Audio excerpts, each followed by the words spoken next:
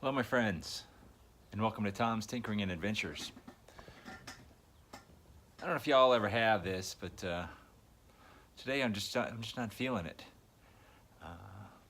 Got up really early, stomach wasn't feeling great, drank some water, took care of my morning exercise, went out and did a little bit of running, came back, got cleaned up, had some coffee, all that stuff, but just having a hard time getting motivated today. But you know, I always have something to do around here, and I spent the day yesterday helping a friend out, and before I left I grabbed one project from him, so I guess we'll see if I can get moving, feel a little bit motivated to work on this. So for today, what we're going to do is we're going to take this seat from his dirt bike, and we're going to try to cut about an inch out of it, starting about here, because he's just a little bit too short for the dirt bike.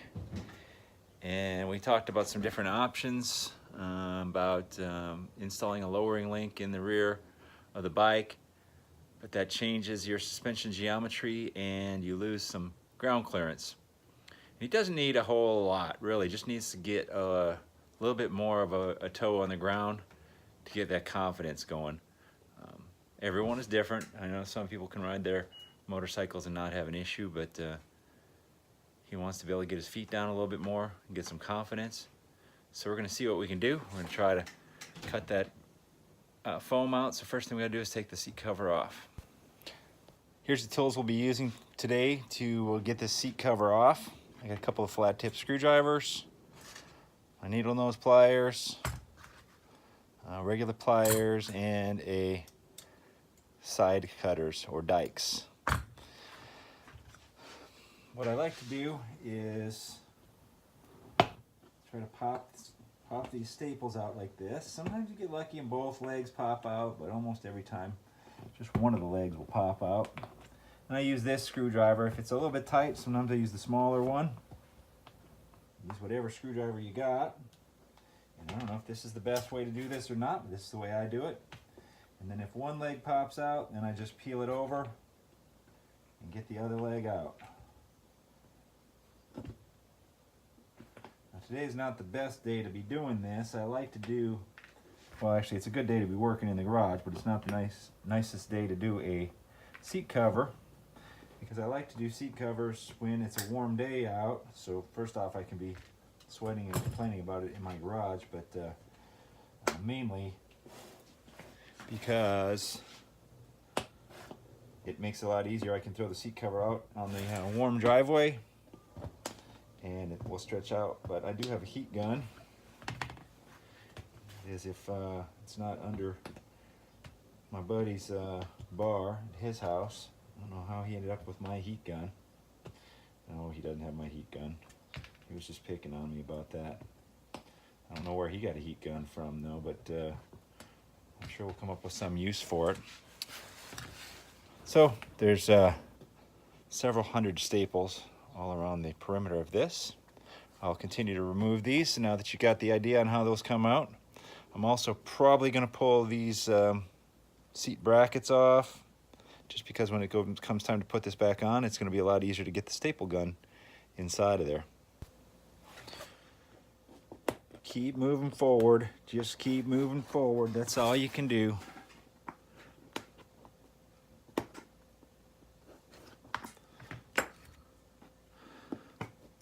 I try not to count how many of these staples there are, but we got a fairly good sized pile of them here. And now we got the cover off.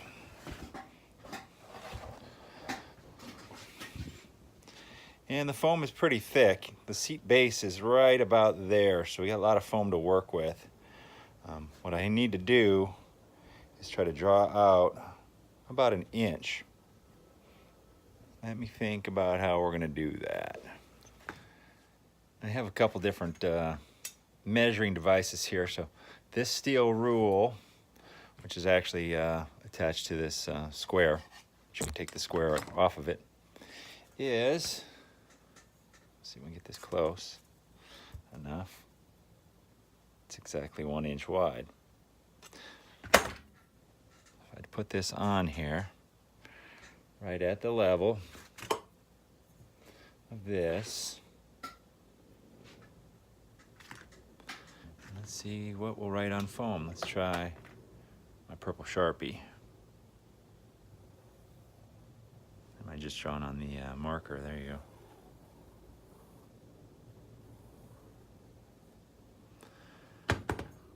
So we'll do that on the other side, and then we're gonna have to figure out the transition here because we don't want to just take 1 inch everywhere. This front part we'll keep. We're just gonna have to decide where we want to transition this up here. After some thought and looking at it, measuring and drawing with my favorite purple Sharpie here, I've got, coming from the front down here, this is 1 inch down, so I get this area here which is about 1 inch down, and then tapering back up to the back because the foam isn't quite as thick back here, so I didn't want to take as much out, and then hopefully close to the same on this other side. Although I had to draw it a few times here. I don't know exactly which one. It's going to be close. And it's going to work. And it'll be worth what he paid for it. So we're going to grab the cutting tool next. Now the wife is busy over there in her crafting room. So we got to be quiet in here. Yeah, look at that.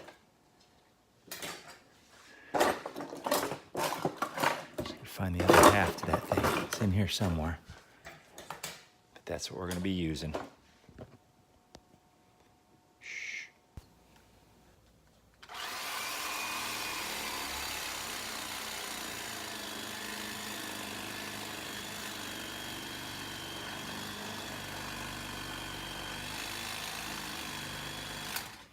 Just like your Thanksgiving turkey or your fresh made bread. Cuts pretty good. I don't like doing this halfway through because I'm afraid I'm cutting at this kind of an angle. So we'll have to just see how it turns out. I wish I had a bigger knife. I guess that'll be the next thing I purchase. I don't know.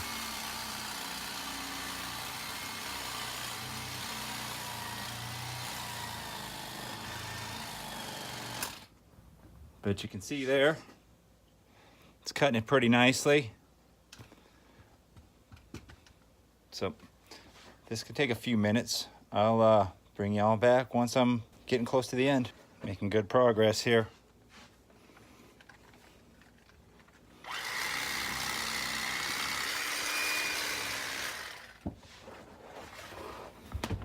There's the problem with the last bit. It's getting thin. Was kind of nice when it was thicker because I was peeling it off as I went. It was really easy to see where I was at. Now it's getting a little more difficult. Always cut towards you. Wait, no?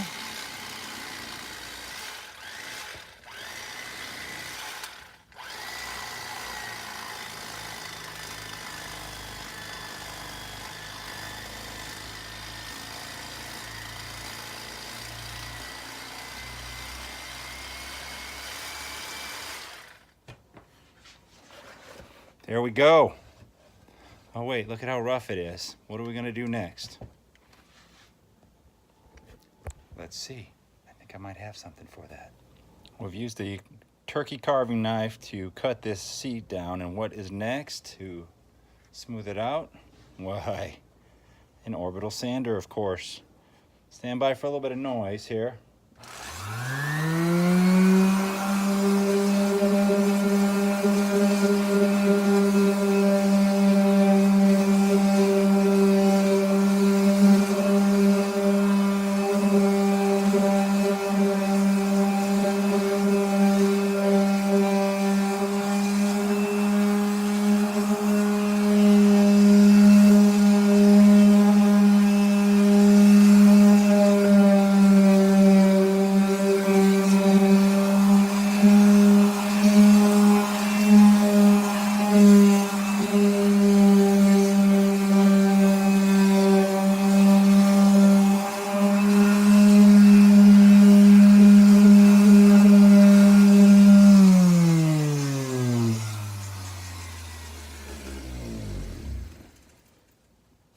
going to take a few minutes, but hopefully you can already see it's getting smoother. We'll come back when we're done.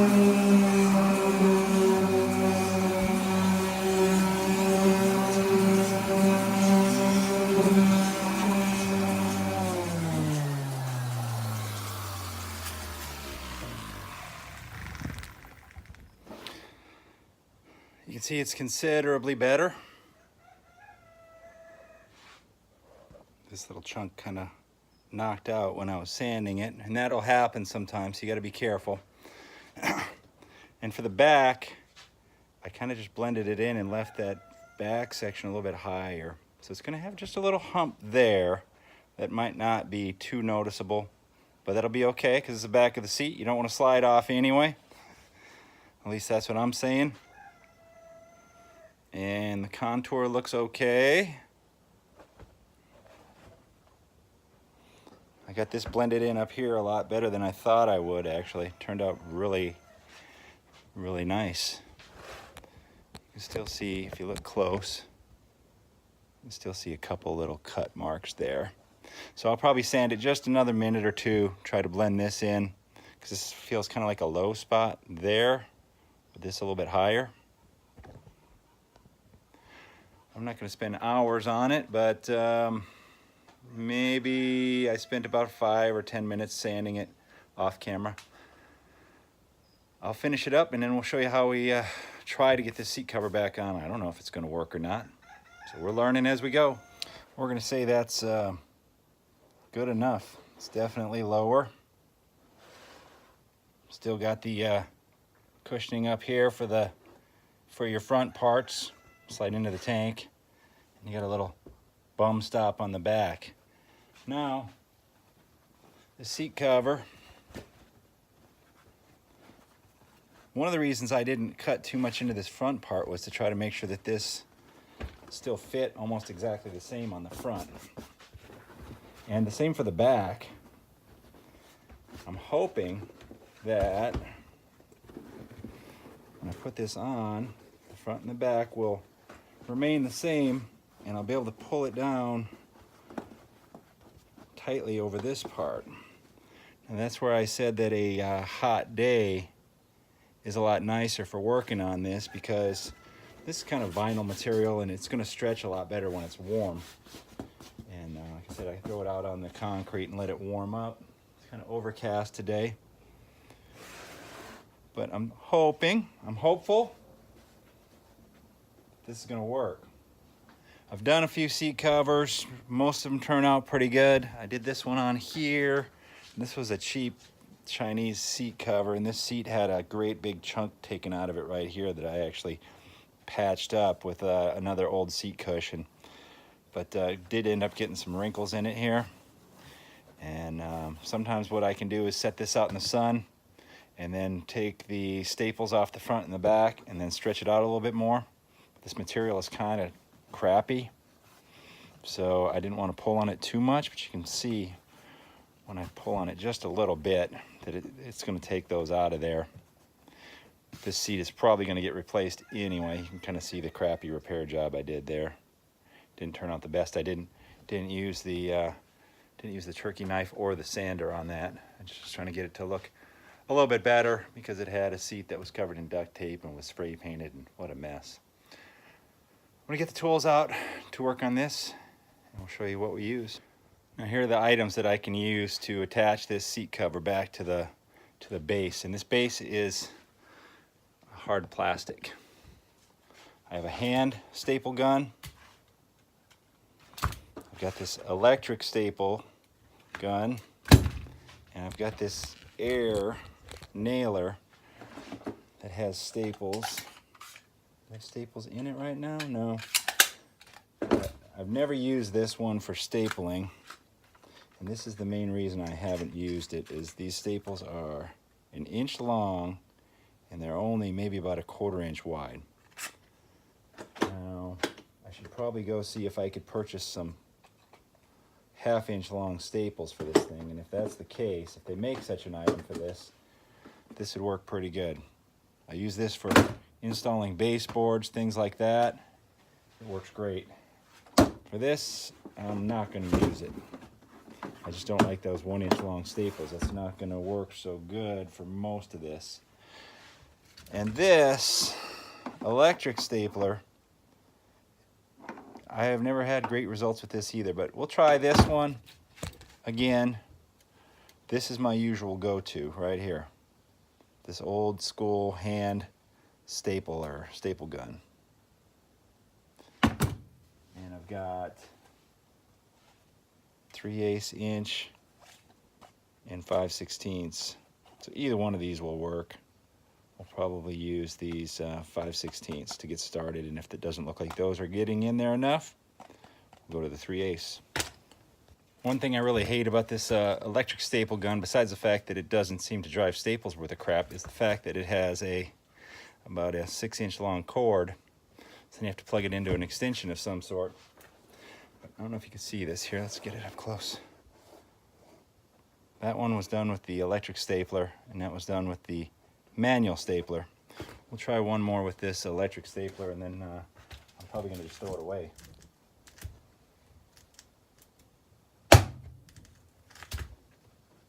Well, it must have heard me because it drove that one in pretty nice. Let's try again in the middle with this one.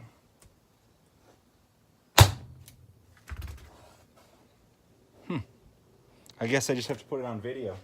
It seems to work okay.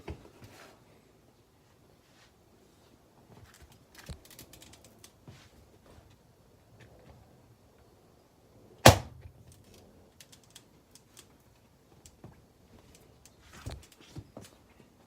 don't know how well y'all can see that.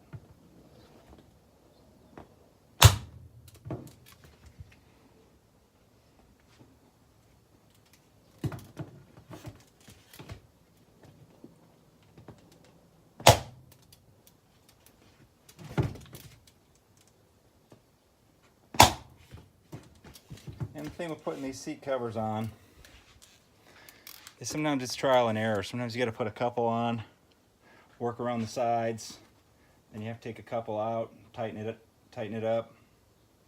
I generally like to do the front and the back first, and start working around on the sides. This part right here is always the toughest, so I might just go to that first. So we're going to have some new angles there. So that's going to involve me pulling this pretty tight, getting some new staples in this area here, pulling the other side, and trying to keep the yellow and the black section kind of centered here. And it might even make more sense to just start up here and work my way down. What do y'all think? I'm definitely not an expert at this, but I do try to make it look okay.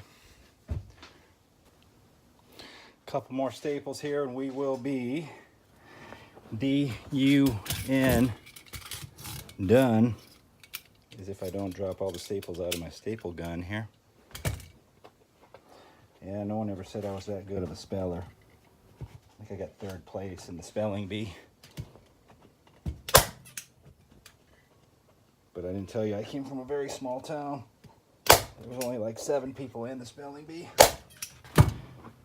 That's still above 50%. I'll take it.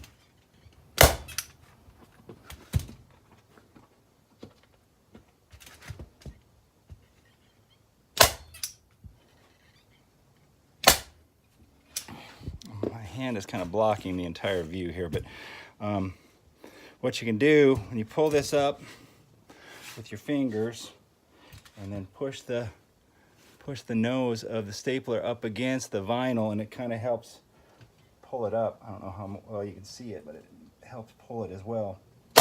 Now when you have a cheapo Chinese seat cover like I put on that Honda, that'll just cause it to rip.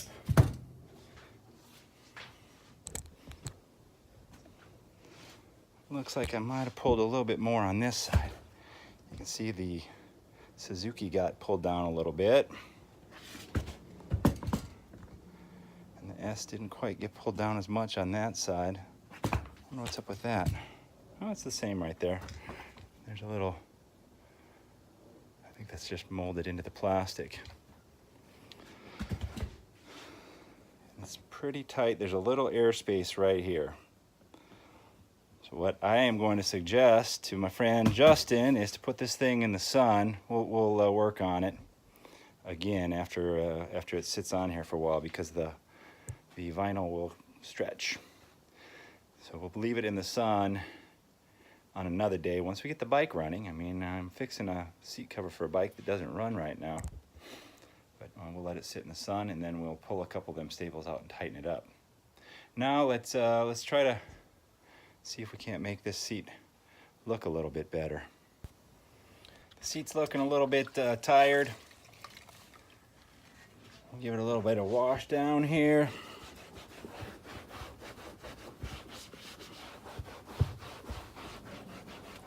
Which does okay job.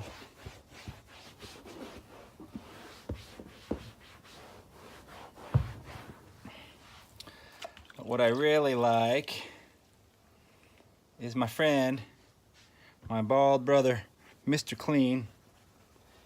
Mr. Clean, Mr. Clean.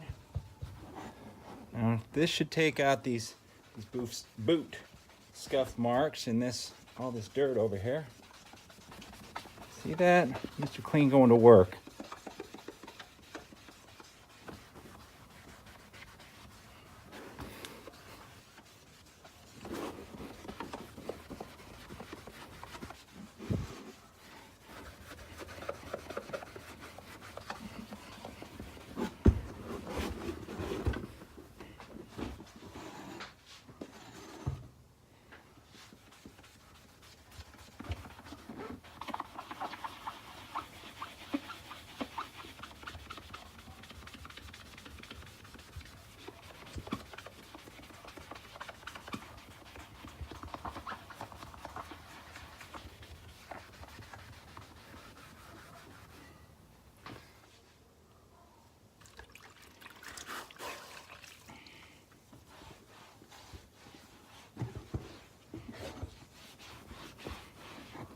If you scrub too hard, it'll take these letters right off too, so you got to be careful on that. But let me scrub it down a little bit, and we'll bring you back to the final product. Our finished product, here we go. Yeah, you can see that little divot that was out of that foam there. So that's why it's important to try to get it as smooth as you can underneath. Even that little tiny little piece of missing foam, you can see it right there. And you can see the little transition here to that bump. Like I said, I figured that would be noticeable. I'm glad that I worked out this transition. I was going to leave a little dip there, but I worked on that. You can feel it, well, mostly because I know it's there. Didn't quite get all of the boot scuffs out, but it looks pretty darn good. This is off of a 1999 Suzuki DR350. So this is about a 20-year-old seat cover. And if you didn't know it was modified, you wouldn't be able to tell. For a day that started out, like I said, not really feeling like I was in it. I was able to get a little bit of something done here in the garage. Learned a little bit more. I've done similar stuff to this. I don't think I've ever modified a seat quite as much as that one though. So I'm learning something. Hopefully y'all are learning something. Thank you very much for watching. If you like my videos, please give me the thumbs up. Click subscribe. That would be cool. I would dig that. Thank you very much for watching. Get out there and find your adventure. Adios.